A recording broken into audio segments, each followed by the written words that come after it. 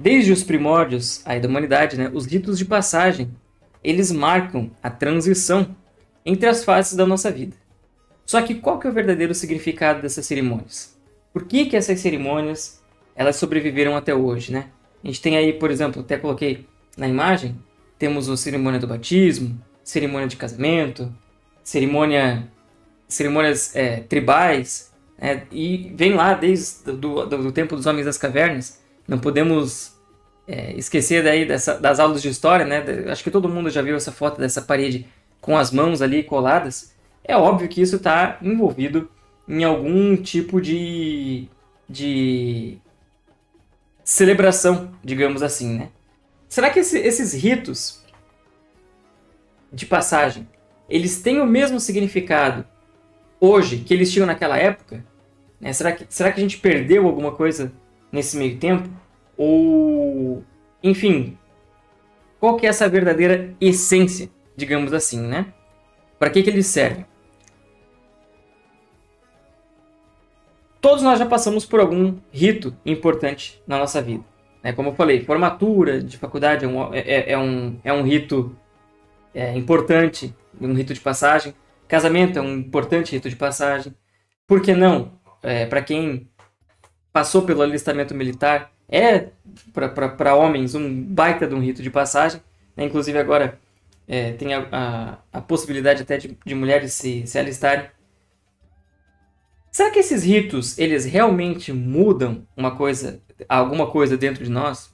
Será que eles são apenas sociais?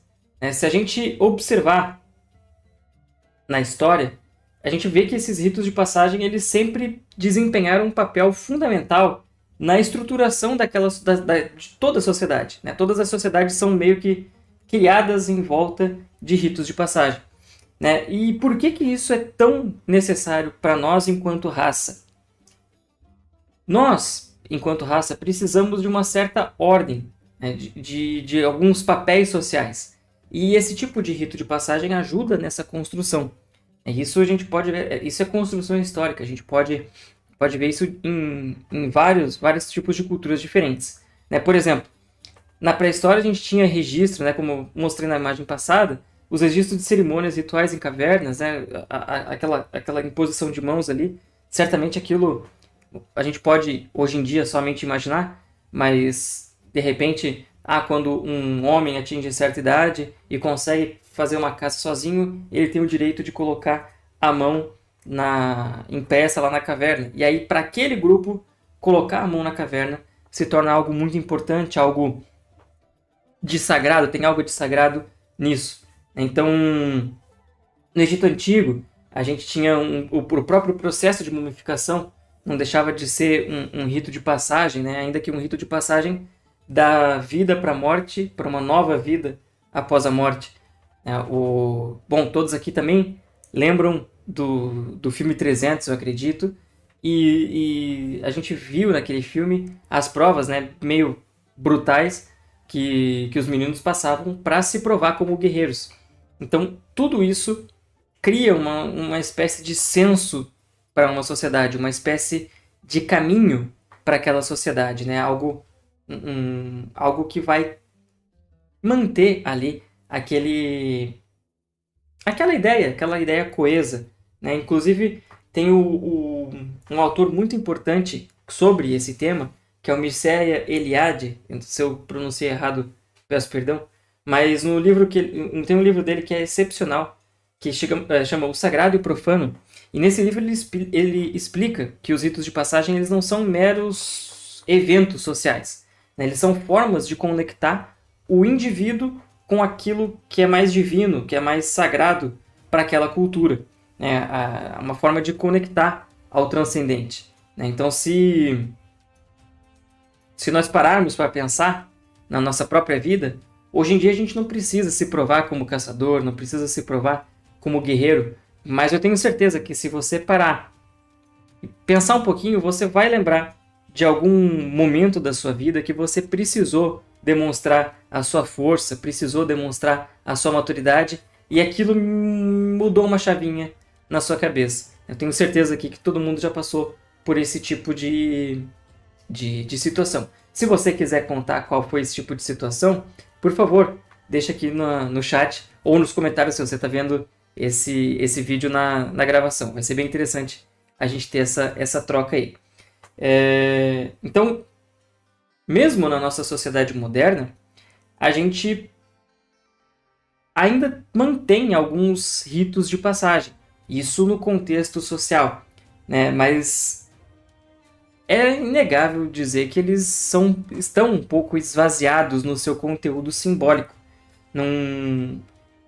Não necessariamente eles vão transformar a pessoa, né? Hoje em dia, os nossos ritos de passagem são meramente marcadores temporais, né? Então, por exemplo, o batismo se faz com crianças muito pequenas, e a criança que está lá sendo batizada, muitas vezes, isso eu estou falando obviamente no contexto católico, a criança muitas vezes ela não tem noção do que está acontecendo naquele rito de batismo. Às vezes até depois de adulto, a pessoa que vai ser batizada não tem muita noção do que está acontecendo naquele momento ali, né? Que é uma entrada naquele mundo, naquele convívio religioso daquele agrupamento. Então, se esvazia um pouco de significado aí. O casamento nem precisa falar o quão esvaziado está o casamento hoje em dia, né? É raridade casais que ficam mais do que 5, 10 anos juntos, né?